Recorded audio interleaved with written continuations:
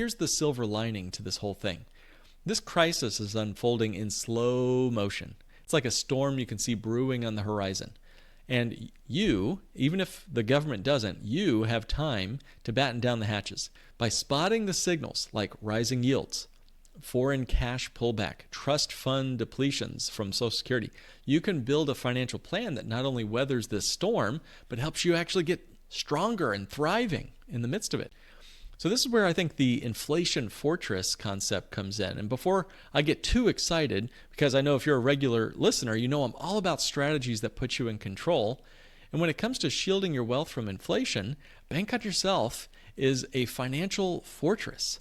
Now, what we're talking about here is dividend-paying whole life insurance, not just for the death benefit, but for building a rock-solid cash value that grows predictably year after year, no matter what the Fed, no matter what the markets, no matter what that water tank does. It's immune to the stock market's crashes or the inevitable real estate bubbles.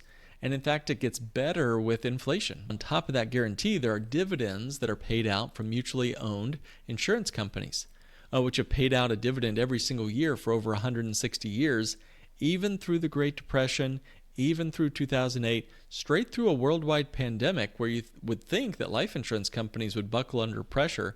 But no, actually, in this situation, even through a pandemic, these insurance companies were kicking out profits. So this often ties to a stable dollar-denominated asset like U.S. bonds, not volatile stocks. So let me make this as simple and as straightforward as I can. Let's say inflation really hits and your grocery bill jumps up 20%. With Bank on Yourself, you can borrow against your cash value at low rates. Contractually, they cannot go past a certain number. And typically those numbers are somewhere in the simple interest range to cover those costs from your grocery bill while your policy continues to grow, even though you've borrowed the money as if you never touched a dime of it. Let me say that again. Typically, to cover costs, people will borrow against their policies in a high inflation world, and their policies will continue to grow even on the capital they borrowed.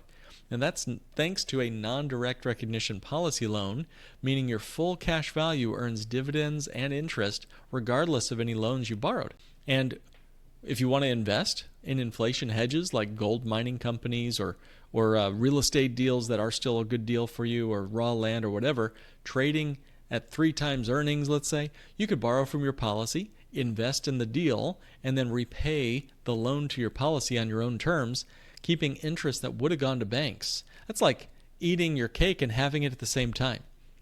And when inflation kicks up, that actually benefits the insurance companies over time.